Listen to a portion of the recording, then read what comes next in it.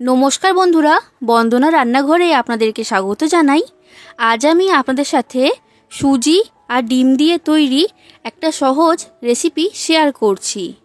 এটা আপনারা টিফিন হিসাবেও তৈরি করতে পারেন, এছাড়া রাতে ডিনার হিসাবেও বানিয়ে ফেলতে পারবেন। এটা খুবই নরম তুলতুলে আর টেস্টি খেতে হয়, আর কম সময়ের মধ্যে ঝটপট এটা বানিয়ে ফেলতে পারবেন। আর বাচ্চাদের স্কুল টিফিনেও এটা তৈরি করে আপনারা দিতে পারবেন। তাই বন্ধুরা, আপনারা পুরো ভিডিওটা দেখতে থাকুন। আশা করছি আপনাদের সকলের রেসিপিটা খুবই ভালো লাগবে। আর আপনারা যদি আমার চ্যানেলে নতুন এসে থাকেন তাহলে আমার চ্যানেলটা সাবস্ক্রাইব করার জন্য অনুরোধ রইল। এই রেসিপিটা তৈরি করার জন্য আমি এইখানে নিয়েছি 1 কাপ সুজি। এরপর নিয়েছি একটা মিক্সি জার। এবার এই মিক্সি জারের মধ্যে সুজিটা আমি ঢেলে দিলাম।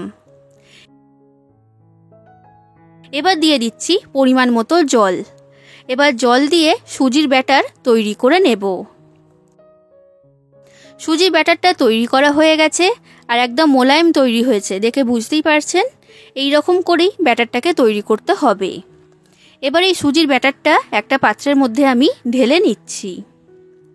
এবার যে মিক্সি জারের মধ্যে আমি ব্যাটারটা তৈরি করেছিলাম সেটা ধুয়ে অল্প একটু জল এই ব্যাটারের মধ্যে দিয়ে দিলাম। এবার জলটাকে ব্যাটারের সাথে ভালো করে মিশিয়ে নিচ্ছি। বন্ধুরা, এখানে ব্যাটারটা কিন্তু খুব বেশি ঘন করলেও হবে না, আবার খুব বেশি পাতলা করলেও হবে না। দেখুন বন্ধুরা, এই রকম একটা ব্যাটার আমি তৈরি করে নিয়েছি। এখন এই সুজির ব্যাটারটাকে ঢাকা দিয়ে আমি রেস্টে রেখে দিলাম। এরপর গ্যাসের মধ্যে একটা কড়া গরম হতে বসিয়ে দিয়েছিলাম। কড়াটা ভালো মতো গরম হয়ে গেছে। এবার কড়ার মধ্যে দিয়ে দিলাম 2 চামচ সাদা তেল, আর তেলটাকেও ভালো করে গরম করে নিয়েছি।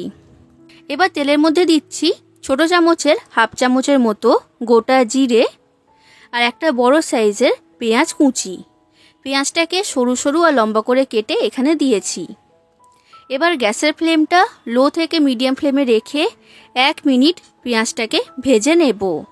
খুব বেশি ভেজে লাল করে ফেললে কিন্তু হবে না। পেঁয়াজটা ভাজা হয়ে গেছে। এবার দিচ্ছি 3টে কাঁচা লঙ্কা কুচি আর ছোট চামচের 1 চামচ গ্রেট করা আদা আর রসুন। এবার আদা রসুনটাকে ভালো করে এর সাথে ভেজে নেব, না হলে আদা রসুনের কাঁচা গন্ধ বের হবে। এইগুলো সব ভাজা হয়ে গেছে। এবার দিয়ে দিচ্ছি মশলা। তো সবার প্রথমে দিলাম সামান্য পরিমাণ হলুদের গুঁড়ো। এরপর দিচ্ছি লঙ্কার গুঁড়ো। আপনারা যতটা ঝাল খেতে পছন্দ করেন সেই অনুযায়ী দিয়ে দেবেন।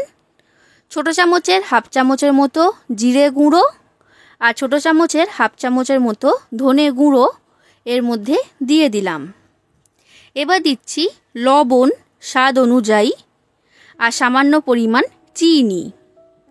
মশলাটাকে ভালো করে এর সাথে মিশিয়ে নিচ্ছি গ্যাসের ফ্লেমটা লো ফ্লেমে রেখে। মশলাটা মেশানো হয়ে গেছে। এবার দিয়ে দিচ্ছি 2টো বড় সাইজের আলু সেদ্ধ। এবার এই আলু সেদ্ধটাকে আমি এর সাথে ভালো করে কষিয়ে নেব গ্যাসের ফ্লেমটা মিডিয়াম ফ্লেমে রেখে। বন্ধুরা, আপনাদের যদি রেসিপিটা ভালো লাগে তাহলে অবশ্যই লাইক করে দেবেন, শেয়ার করে দেবেন আর কমেন্ট করে জানাবেন কেমন লেগেছে রেসিপিটা। আর আমার চ্যানেলটা যদি এখনও পর্যন্ত সাবস্ক্রাইব না করে থাকেন তাহলে অবশ্যই আমার চ্যানেলটাকে সাবস্ক্রাইব করে দেবেন।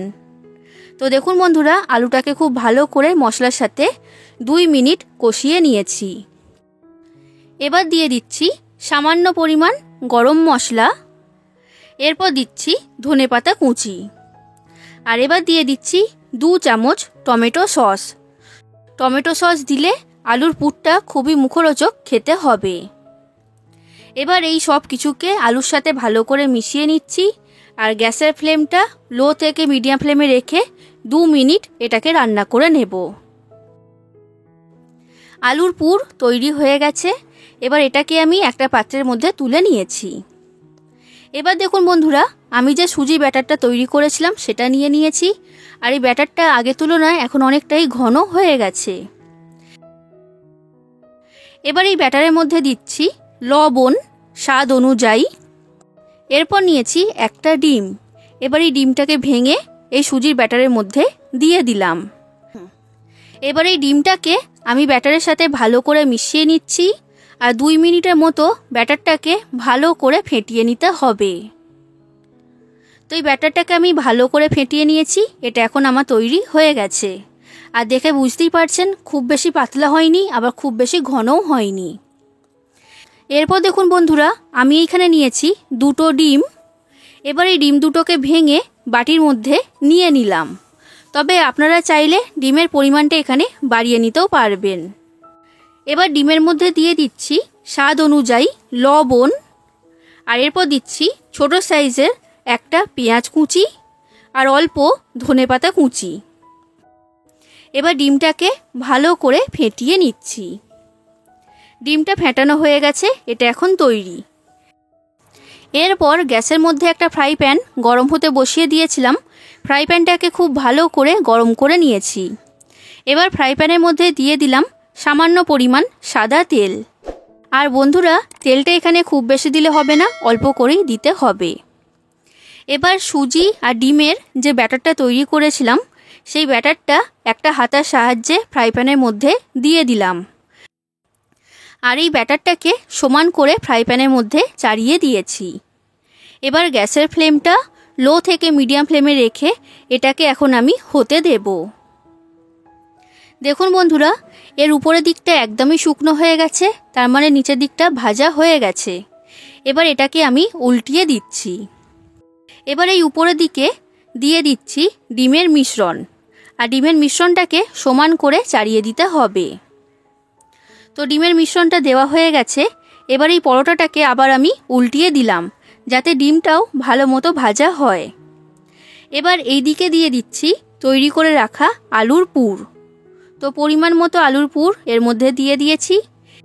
এবার এই পরোটাটাকে রোল করে মুড়ে নিলাম। এবার দিলাম সামান্য পরিমাণ তেল।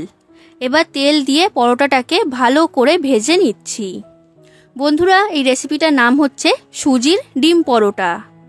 তো দেখুন বন্ধুরা, এই সুজির ডিম পরোটাটা আমার ভাজা হয়ে গেছে। এটা এখন পরিবেশন করার জন্য তৈরি। ঠিক একই রকমভাবে আমি আপনাদেরকে আরও একটা সুজির ডিম পরোটা বানিয়ে দেখাচ্ছি।